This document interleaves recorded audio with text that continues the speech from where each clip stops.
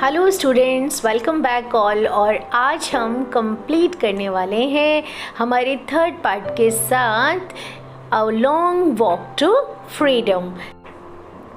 Nelson Mandela हमें बता रहे हैं कि कैसे उनको स्ट्रगल करना पड़ा, कैसे एज अ ब्लैक पर्सन उनको साउथ अफ्रीकन सोसाइटी में हर चीज़ के लिए, अपने छोटे छोटे राइट्स के लिए स्ट्रगल करना पड़ा, और कैसे वो अपनी जिम्मेदारियों का निर्वाह नहीं कर पा रहे थे, ना ही फैमिली के प्रति, ना ही राष्ट्र के प्रति, है ना। तो जो उनको प्रॉब्लम्स फेस करनी पड़ी, और फिर कैसे उनके मन में एकदम से ये फीलिंग आई कि नहीं, अगर मुझे अपने फैमिली और अपने कंट्री के लिए कुछ करना है तो मुझे पहले अपने आप को स्ट्रॉन्ग बनाना पड़ेगा, राइट्स लेने पड़ेंगे। तो चलिए word to word and line to line पढ़ते हैं ये सब बातें हमारी इस last part of the lesson में। In life, every man has twin obligations to his family, to his parents, to his wife and children, and he has an obligation to his people, his community, his country. अब यहाँ पे children obligations means यहाँ पे जिम्मेदारियाँ, कि हर इंसान की mainly दो जिम्मेदारियाँ होती हैं, अपने परिवार के प्रति और अपने देश के प्रति। वैसे ही उनकी लाइफ में भी थी, राइट, कि ऑब्लिगेशंस यानी जिम्मेदारियाँ किस तरह की होती हैं, अपनी फैमिली के प्रति, परिवार के प्रति, अपने माता पिता के प्रति, अपनी पत्नी बच्चों के प्रति, मतलब हर इंसान की जिम्मेदारियाँ होती हैं। In a civil and humane society, each man is able to fulfill those obligations according to his own inclinations and abilities. और फिर इंसान क्या करता है, ह्यूमन क्या करते हैं, कि मनुष्य क्या करते हैं, उन जिम्मेदारियों को अपनी योग्यता से निभाने की कोशिश करते हैं। But in a country like South Africa, it was almost impossible for a man of my birth and color to fulfill both of those obligations. लेकिन यहाँ अब नेल्सन मंडेला बात कर रहे हैं कि वो जिस कलर के थे साउथ अफ्रीका में, उस टाइप के बंदे को अपनी जिम्मेदारियों का निर्वाह करने में बहुत परेशानियों का सामना करना पड़ा। यानी इस मेरे जैसा, यानी जो ब्लैक है, वो ना तो अपने घर की जिम्मेदारी, ना ही देश के प्रति जिम्मेदारी अच्छे से निभा पा रहा था उस समय पे। In South Africa, a man of colour who attempted to live as a human being was punished and isolated. अब देखिए चिल्ड्रन, उन्होंने साफ साफ शब्दों में लिखा है कि साउथ अफ्रीका में जो मेरे कलर का व्यक्ति था, यानी जो ब्लैक थे, उनको पनिशमेंट मिलता था, उनको आइसोलेटेड कर दिया जाता था, यानी उनको अलग थलग कर दिया जाता था।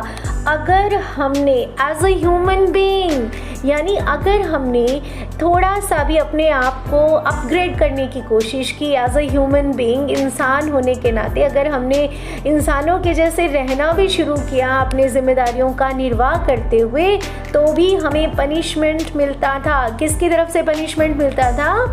जो गोरे लोगों की सरकार थी उनकी तरफ से। चिल्ड्रन, आपको पता है कि अपार्थाइड था उस समय पे, और बिल्कुल भी इनको कोई पॉलिटिकल राइट्स नहीं थे, कोई अधिकार नहीं मिले हुए थे।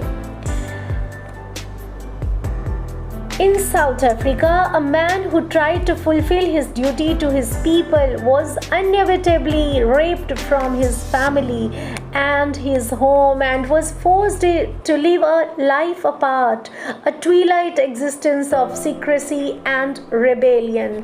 और children, यहाँ पे वो ये बात भी क्लियर करते हैं कि अगर किसी व्यक्ति ने विद्रोह किया, यानी अपने तरीके से अपने कर्तव्यों का निर्वाह करने की कोशिश की, तो उस समय पे उसको फोर्सफुली घर से दूर कर दिया जाता था, यानी उसको नज़रबंद कर दिया जाता था, या फिर उनको जेल में डाल दिया जाता था। यानी कोई भी व्यक्ति जो ब्लैक था, उसको कोई भी रोल प्ले करने का उसको राइट नहीं था। अगर कोई करता था तो उसको विद्रोही मान लिया जाता था, क्योंकि उसको राइट तो है नहीं, और ये किस राइट से कर रहा है, किस अधिकार से ये ऐसा कर रहा है।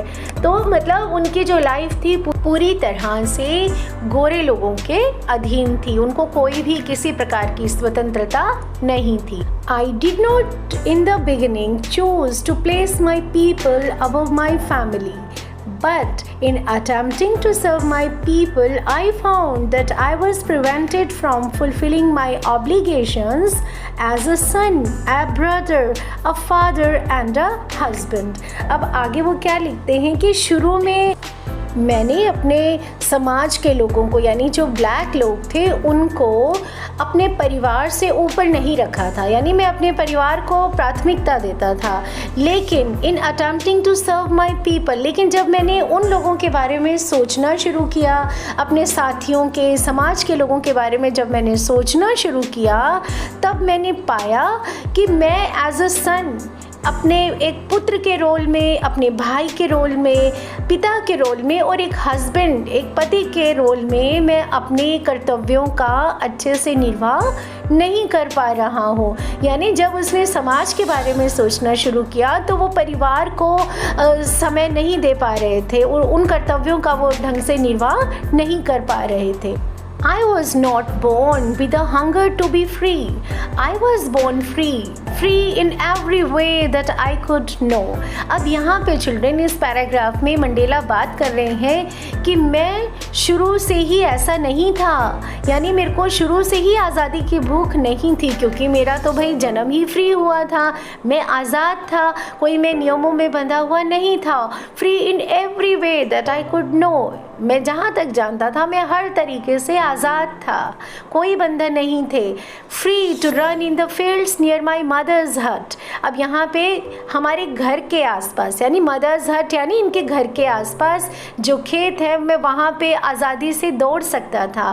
Free to swim in the clear stream that run through my village, और मैं आज़ाद था उस झरने में, उस साफ झरने में तैरने में फ्री था जो उसके गांव के बीच में से बहता था। Free to roast millies under the stars and ride the broad backs of slow moving bulls.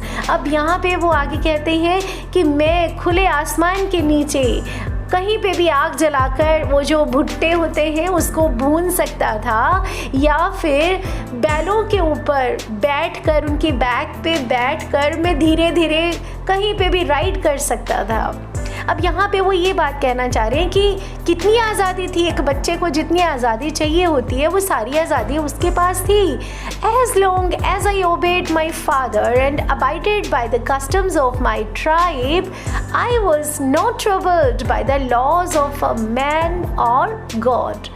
और जैसे जैसे मैं अपने पिता के रूल्स को फॉलो करता था, यानी घर में पाबंदियाँ होती है ना चिल्ड्रन बच्चों के ऊपर कि बेटा आपको ऐसे नहीं करना, यहाँ नहीं जाना, ये रूल्स फॉलो करने, तो उतने रूल्स में फॉलो कर रहा था। या जो हमारी ट्राइब, हमारी जाति के जो कस्टम्स होते थे, ट्रेडिशन होते थे, जो कुछ परंपराएं होती थी समाज की, मैं उनको भी मानता था और मुझे कोई तकलीफ़ नहीं होती थी, चाहे वो भगवान के बनाए हुए कानून हो या फिर इंसान के बनाए हुए कानून हो। यानी मुझे उन रीति रिवाजों को मानने में कहीं पे कोई तकलीफ़ नहीं होती थी। It was only when I began to learn that my boyhood freedom was an illusion. और देखो चिल्ड्रेन, अब समस्या कहाँ खड़ी होती है, जब उनको ये एहसास होता है कि भाई जिस आज़ादी को मैं आज़ादी मान रहा हूँ असल में वो सच्ची आज़ादी नहीं है, कि बॉयहुड की जो आज़ादी मैंने फील की वो आज़ादी नहीं है। When I discovered as a young man that my freedom had already been taken from me, that I began to hunger for it. कि देखो चिल्ड्रन, जो लड़कपन में, बॉयहुड में जो मुझे आज़ादी मिली, क्योंकि घर परिवार में अपने माता पिता के संरक्षण में था और उस लेवल पर जितनी आज़ादी मुझे चाहिए थी वो सारी आज़ादी मुझे मिली थी, और इसलिए वो आज़ादी को अपन रियल आज़ादी नहीं कहेंगे। लेकिन जब वो एक यंग मैन बन गए, जो वो बड़े हो गए, मैच्योर हो गए, तब उनको पता लगा कि जो आज़ादी उनके पास थी वो उनसे ले ली गई है। अब वो आज़ादी नहीं रही। कैसे? That I began to hunger for it। और शायद यही वजह थी कि तभी से उनको उस आज़ादी की भूख लग गई, यानी तभी से वो उस आज़ादी को पाने में अपने को झोंकने लग गए। At first as a student I wanted freedom only for myself। Children, जब आप स्टूडेंट होते हो, है ना, एक स्कूल में जब आप आते हो आपको लगता है आपको यहाँ पे जाने की आज़ादी मिल जाए, आपको वहाँ जाने की आज़ादी मिल जाए, है ना, लेकिन आप पे किसी प्रकार की कोई रोक टोक ना हो, यानी जो आज़ादी आप चाहते हो आप सिर्फ अपने लिए आज़ादी चाहते हो। ठीक है, तो यहाँ पे सेम मंडेला जो आज़ादी चाहते थे एज अ स्टूडेंट, वो आज़ादी सिर्फ उनके लिए, यानी वो खुद के लिए चाहते थे। The transitory freedom of being able to stay out at night, read what I pleased and go where I chose, है ना चिल्ड्रन। अब बच्चों को क्या होता है कि उनको अपने फ्रेंड्स के साथ बातें करने का टाइम मिल जाए, वो उनके घर पे स्टे कर ले, कहीं पार्टी पे चले जाएं, राइट। तो कहीं ना कहीं पे उनको अपने लिए, सिर्फ अपने लिए फ्रीडम चाहिए होती है।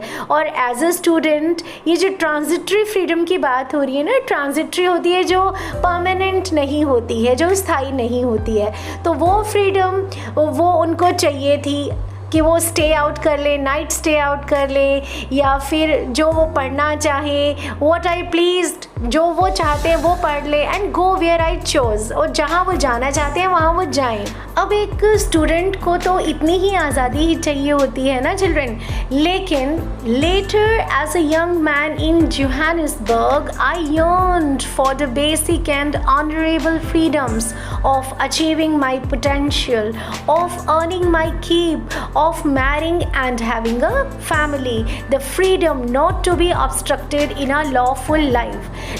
लेकिन जब वो और बड़े हो गए एज अ यंग मैन, जब वो जोहानिसबर्ग में रहते थे, जोहानिसबर्ग साउथ अफ्रीका का एक बहुत अच्छा सिटी है, बहुत बड़ा सिटी है, तो वहाँ पर रहते हुए वहाँ पे आई yearned for the basic and honorable freedom, तो मेरी इच्छा होने लग गई कि मुझे भी कुछ सम्माननीय, रेस्पेक्टफुल कोई फ्रीडम मिले, ताकि मैं अपनी क्षमता के हिसाब से अपना कोई जॉब कर सकूं, कहीं पे कोई नौकरी मुझे मिले, एंड मैं अपनी जो तनख्वाह है, सैलरी है, मैं उसको अपने पास रख सकूं, मैं अपनी मर्ज़ी से शादी कर सकूं, और मेरा खुद का एक परिवार हो, और मुझे इतनी स्वतंत्रता मिले ताकि मैं एक अच्छी लॉफुल लाइफ जी सकूं, बिना किसी ऑब्स्ट्रक्शन के, बिना किसी रुकावट के, यानी उसमें मेरे को कोई दखल अंदाजी ना करे, मैं अपनी ज़िंदगी अपने हिसाब से, अपनी क्षमता से जीना चाहता था। But then I slowly saw that not only was I not free, but my brothers and sisters were not free. I saw that it was not just my freedom that was curtailed, but the freedom of everyone who looked like I did। अब आगे वो देखो children क्या लिखते हैं कि धीरे धीरे उन्होंने वहाँ पे क्या देखा, जब वो एक एज अ यंग मैन अपने फ्रीडम के साथ अपनी लाइफ को जीना चाहते थे, तब उनको ये दिखा, या उनको ये एहसास होने लग गया कि वो बिल्कुल भी फ्री नहीं है। उनको जो फ्रीडम चाहिए वो तो उनको कहीं पे भी मिल नहीं रही है। सिर्फ उनको ही नहीं बल्कि उनके दूसरे भाई बहनों को भी कोई स्वतंत्रता नहीं है। अब यहाँ पे भाई बहन उनके खुद के भी हो सकते हैं, और उनकी सोसाइटी के जो ब्लैक, आप समझ सकते हैं, जो ब्लैक पीपल हैं, वो यहाँ पे उनकी बात कर रहे हैं कि मेरे दूसरे भाई बहनों को भी किसी प्रकार की कोई स्वतंत्रता नहीं थी। वो कहते हैं कि ना सिर्फ मेरी फ्रीडम को कर्टेल किया गया था, कम किया गया था, बल्कि दूसरों की फ्रीडम को भी, उनकी स्वतंत्रता को भी कर्टेल कर दिया गया था, उसको भी कम कर दिया गया था। But the freedom of everyone who looked like I did। अब यहाँ पे मंडेला साफ कह रहे हैं कि उन सबकी स्वतंत्रता को रिड्यूस कर दिया गया था, कर्टेल कर दिया गया था, कम कर दिया गया था, जो उनके जैसे दिखते थे, हूबहू उनके जैसे, यानी उनके जैसे ब्लैक थे या ब्राउन थे, जो गोरे नहीं थे। That is when I joined the African National Congress, and that is when the hunger for my own freedom became the greatest hunger for the freedom of my people. और तब से मैंने अफ्रीकन नेशनल कांग्रेस ज्वाइन किया। जब मेरे को ये एहसास हुआ ना कि कहीं पे स्वतंत्रता नहीं है हम जैसों को, तब मैंने अफ्रीकन नेशनल कांग्रेस ज्वाइन किया। And that is when the hunger for my on freedom, और तब से ही मेरे अंदर एक फ्रीडम के लिए भूख पैदा हो गई, और इतनी ज़्यादा भूख वो इतनी ज़्यादा बढ़ती गई, became the greater hunger for the freedom of my people. और मेरे अपने लोगों के लिए, यानी मेरे समाज के लोगों के लिए, यानी मेरे जो ट्राइब के, रेस के ब्लैक लोग हैं, उनकी स्वतंत्रता के लिए जो भूख थी वो मेरे अंदर तीव्र होती चली गई। यानी मतलब वो पूरी तरह से इसमें अपने आप को झोंकने लग गए कि भी हमें राइट्स चाहिए, हमें अधिकार चाहिए, हमें हर तरीके की इक्वालिटी चाहिए, हमें राजनीतिक, आर्थिक, सामाजिक हर तरह के जो हमें डिप्राइव किया हुआ है हमारे अधिकारों से, हमें वो अधिकार चाहिए। It was this desire for the freedom of my people to live their lives with dignity and self-respect that animated my life. अब वही कहते हैं कि ये इसी इच्छा के कारण, कौन सी इच्छा, कि जो मैं अपने लोगों की आज़ादी के साथ, एक डिग्निटी और सेल्फ रिस्पेक्ट के साथ जो वो चाहते थे कि उनके लोगों को मिले, उसके लिए जो उन्होंने लड़ाई शुरू की, एक जो जंग शुरू की, इच्छा अपनी रखी, उससे उनकी ज़िंदगी ही बदल गई। That transformed a frightened young man into a bold one. कि इस इच्छा से, जो आज़ादी की जो इच्छा थी, उससे वो एक डरे हुए भयभीत यंग मैन से बिल्कुल चेंज हो गए, साहसी, निर्भीक बन गए। That drove a law abiding attorney to become a criminal. कि मैं जो इतना कानून की पालना करने वाला, मतलब नियमों से बंधा हुआ था, मैं एक क्रिमिनल बन गया। एक क्रिमिनल यानी गुनहगार बनता चला गया, अपराधी बनता चला गया। That turned a family loving husband into a man without a home. मैं जो इतना पारिवारिक व्यक्ति था, इतना फैमिली लविंग था, अपने परिवार के प्रति अपनी जिम्मेदारी को समझने वाला था, लेकिन अपने लोगों की आज़ादी के लिए मैं उनसे दूर हो गया, मैं अपने घर से दूर हो गया। That forced a life loving man to live like a monk. और उसने मुझे, जो एक जीवन को जीने वाला व्यक्ति था, मैं किस में चेंज हो गया, एक मोंक में चेंज हो गया, यानी एक सन्यासी बन गया। मतलब मैं उन सब से दूर हो गया जो मैं अपनी लाइफ को इतने अच्छे से जीना चाहता था। मैं फ्रीडम पाने के लिए मैं अपनी ज़िंदगी को ही भूल गया। I am no more virtuous और self sacrificing than the next friend. अब मैं कोई बहुत अलग टाइप का नहीं हूँ, मैं बिल्कुल वैसा ही हूँ जैसे आम नॉर्मल दूसरे लोग होते हैं, राइट। मैं कोई उनसे बहुत ज़्यादा वर्चुअस नहीं हूँ, गुणी नहीं हूँ, या मेरे अंदर सेल्फ सेक्रीफाइसिंग वाली जो फीलिंग है वो ज़्यादा है, ऐसा कुछ भी नहीं है। मैं भी दूसरे लोगों की तरह ही हूँ। But I found that I could not even enjoy the poor and limited freedoms I was allowed when I knew my people were not free। लेकिन वो कहते हैं कि जब मुझे ये पता चला कि जो मेरे साथी हैं उनको बिल्कुल भी कोई फ्रीडम नहीं है, तो जो मुझे थोड़ी बहुत फ्रीडम मिली थी मैं उसको भी इंजॉय नहीं कर सकता था। Freedom is indivisible. The chains on any one of my people were the chains on all of them। अब वो यहाँ पे फ्रीडम की बात करते हैं, स्वतंत्रता की ये बात कहते हैं कि ये इनडिविजिबल होती है, इसको हम बांट नहीं सकते। अगर मेरे किसी एक साथी पे, मेरे कुछ लोगों पे अगर चेन्स डली हुई हैं, बंदिशें हैं, या कोई उनके ऊपर प्रोविजन लगे हुए हैं, प्रतिबंध लगे हुए हैं, तो वो सब पे प्रतिबंध माने जाएंगे, ठीक है। The chain on all of my people were the chain on me. और अगर मेरे दूसरे समुदाय के जो दूसरे लोग हैं, अगर उनके ऊपर प्रतिबंध लगे हुए हैं तो वो प्रतिबंध मेरे ऊपर लगे हुए हैं। यानी उन्होंने सामूहिकता का भाव दिखाया है कि अगर हमारे एक बंदे के ऊपर उसकी फ्रीडम को अगर कर्टेल किया गया है तो इसका मतलब हम सबकी फ्रीडम को कर्टेल किया गया है।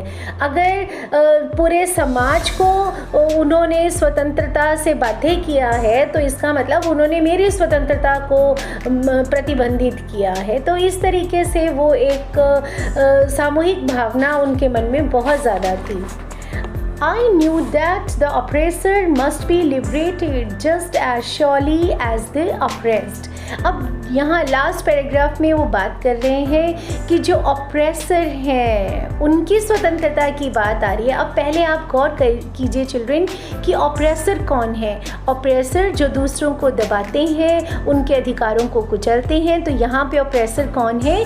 यहाँ पे जो वाइट पीपल थे, यानी जो गवर्नमेंट थी वाइट लोगों की, गोरे लोगों की, यहाँ पे वो ऑप्रेसर हैं। और वो कहते हैं कि उनको भी लिबरेट होने की ज़रूरत है, आज़ाद होने की ज़रूरत है, जैसे ऑप्रेस्ड को आज़ाद होने की ज़रूरत है। अब यहाँ पे ऑप्रेस्ड कौन है? ऑप्रेस्ड है ब्लैक पीपल, क्योंकि गोरे लोगों के द्वारा उनको दबाया जा रहा है। तो दबे हुए कुचले हुए लोग यहाँ पे कौन माने गए हैं? Black people. तो कहते हैं कि जैसे ब्लैक पीपल हैं उनको लिबरेट होने की ज़रूरत है, स्वतंत्र होने की ज़रूरत है ना, बिल्कुल वैसे ही गोरे लोगों को भी लिबरेट होने की ज़रूरत है। भाई वो कैसे? A man who takes away another man's freedom is a prisoner of hatred, कि जो व्यक्ति दूसरे व्यक्ति की स्वतंत्रता को छीनता है, उसको चुराता है, वो भी प्रिजनर होता है, वो भी कैदी होता है। किसका? अपनी नफ़रत का, यानी अपने जो मन में मैल है, ठीक है, हेट्रेड है, नफ़रत है, तो वो अपनी नफ़रत का गुलाम ही हुआ ना भाई, तभी तो वो दूसरे को दबाने की कोशिश करता है। He is locked behind the bars of prejudice and narrow mindedness. इस तरह का व्यक्ति जो दूसरों को दबाता है वो खुद ही लॉक्ड होता है, खुद ही कैद होता है। किसमें? अपने विचारों में।